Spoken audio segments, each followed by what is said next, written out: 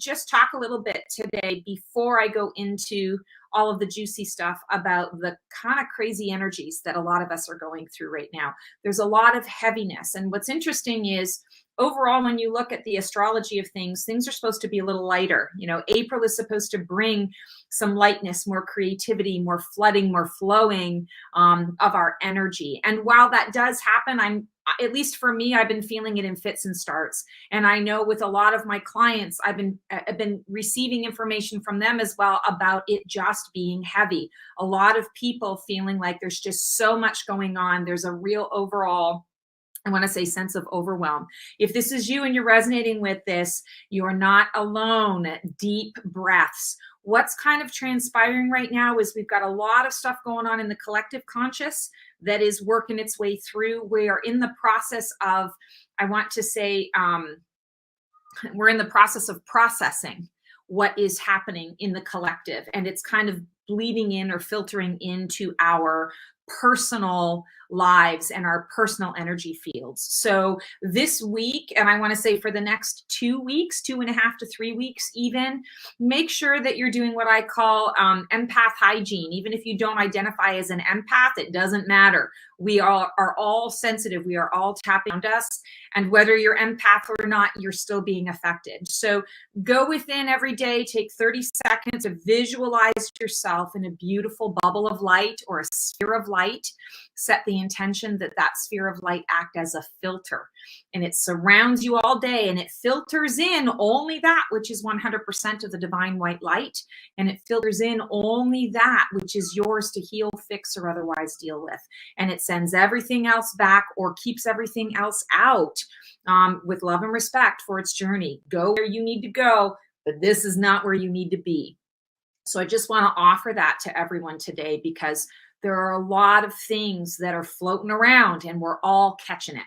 You know, we're all catching little snippets of it, whether you're fully aware of it or not. And if you are feeling kind of that fear and dread and you don't know why, or a sense of overwhelm, you're not crazy. It's because there's a lot of stuff going on. So don't beat yourself up over it.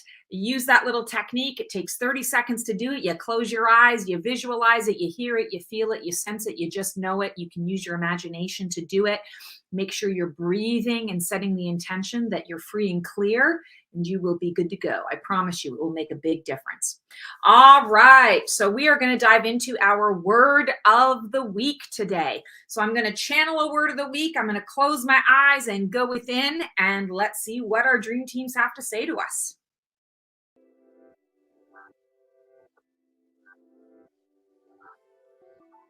Interesting. It's not a word, it's a phrase. Bearing the burden. Bearing the burden. So I'm feeling like the message for us right now is understanding that there is a heavy burden that a lot of us are feeling at this time. And we're seeing the perspective or the perception of it is that it's a burden, it's heavy. And quite honestly, it is. I was just talking about that with our energy. But what we can do, and I feel like the message that's coming through, is understanding that we need to tap into our inner strength, our inner core space, and say, wait a second, I can tap into and utilize this power, utilize this energy to be able to bear this burden and to lighten it. So yeah, when we talk about the bear the burden, it almost has this sort of negative connotation, like, oh yeah, I have no choice. I have to bear this horrible burden. What the dream team is really trying to communicate is, yeah, there is some heavy stuff. We've all kind of signed up at this time to go through this. It's a necessary part of what needs to happen as we're going through the birth canal to get onto the other side of, you know, this sort of new energy, this new earth, this, you know, new vision of life that we're creating for ourselves. But we can choose how to bear that burden, and we have the strength to be able to hold it up. So bearing the burden, I feel like the message is we all have the strength to be able to bear it. And it's not going to be a burden for a really long time. It's in our now. It's in the collective right now. We're noticing it in our individual lives as well. It's not going to be this way forever. So bearing the burden, I feel like it's connecting to that solar plexus space, the solar plexus chakra, going within and saying, wait a second, I'm strong.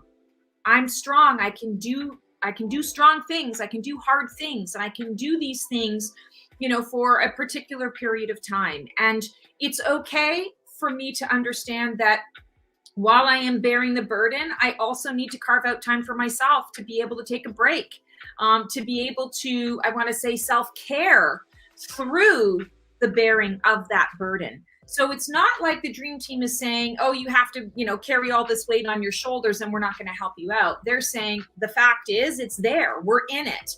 We're not going to deny that to you. We're not going to, you know, send you sunshine and daisies, wine and roses and pretend like everything is hunky dory. We honor and acknowledge this burden that you've all chosen to be a part of at this time. And we're also telling you exactly where to go to get the strength to be able to bear it. And you won't have to bear it for long. It's just in our now. What a really interesting message. I cannot wait to see what the cards are going to say today around all of that.